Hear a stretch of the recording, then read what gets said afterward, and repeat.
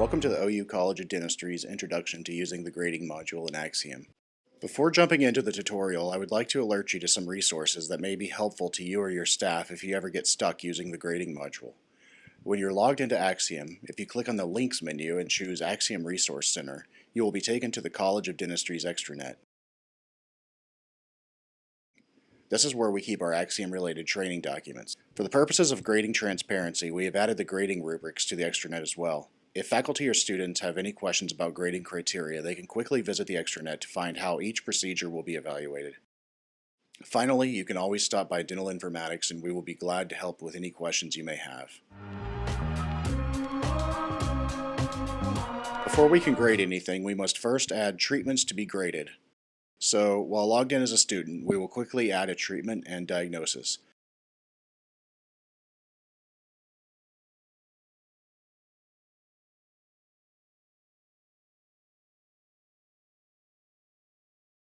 Give it faculty approval and in process the treatment.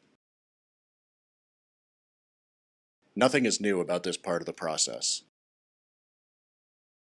When the treatment has been approved by the faculty as in process, a grading form pops up. The first thing to notice is that the background of the form is blue, which indicates this is a self-evaluation, which is to be completed by the student. The second thing to notice is that the form is currently set to Endo.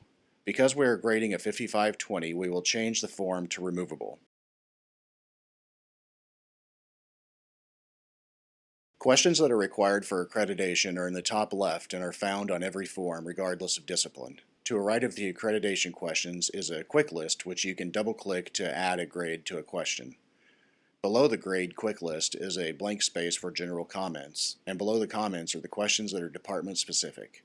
Here you will also see the procedure, site, status, description, RVU, question, and grade. The accreditation questions must be filled out each time a grade card is opened. However, the procedure-specific questions are cumulative, so you only have to grade that which has been completed. So we will double-click on the grades from the quick list to move through the form. If you'd like to add a comment that is specific to a question, double-click on the question and a comment box will open that gives virtually unlimited space to expand on why a particular mark was given. For instance, I'm going to add a comment to organization, time management, and infection control, that I did not collect all materials prior to appointment.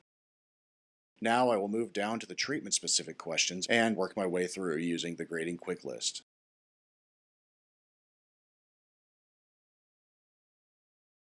As above, to add a question-specific comment, simply double-click on the question and a comment box will open.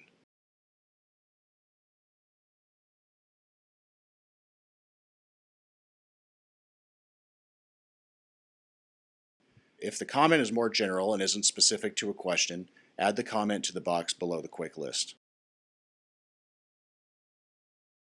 Having completed this part of the self-evaluation, we will click OK and a dialog box will pop up. Here the student has two options. Hold the faculty evaluation for completion later, or if faculty is available to grade at that time, the student can look up the faculty member who will do the grading. Since it is the most common option, we will hold the card for faculty to grade later. In order to do that, click on the Held For button. An instructor list will open where the student can search for the appropriate faculty, and the faculty will swipe acknowledging they will grade later. Now we will switch users and log in as a faculty member and find the evaluation that has been held for us.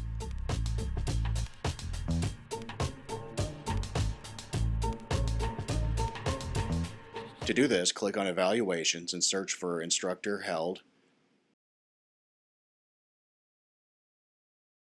Select the held evaluation, choose Edit, and as before, work through the questions.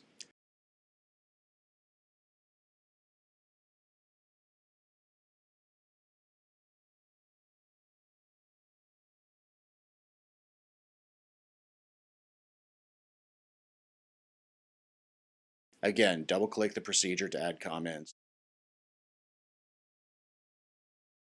or just add general comments to the comment box.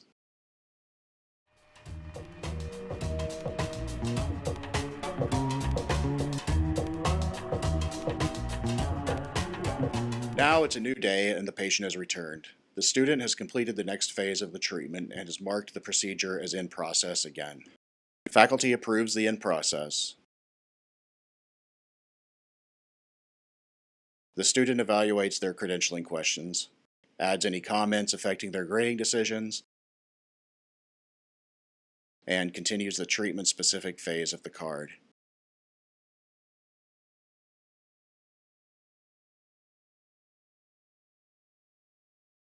This time, the faculty prefers to go ahead and grade the student in clinic. So rather than holding the grading form or searching for a provider, the faculty simply swipes and the grade card pops up.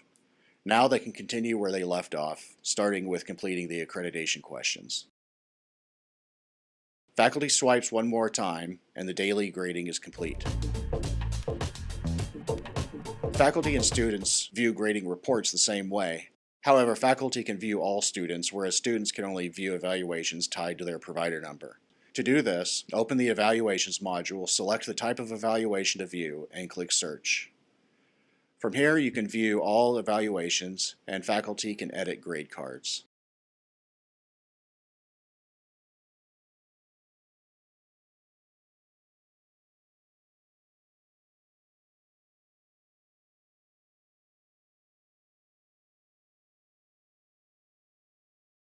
To view grades to each individual question in one location, simply click on the Grades tab and you will see all questions relevant to the parameters you've selected.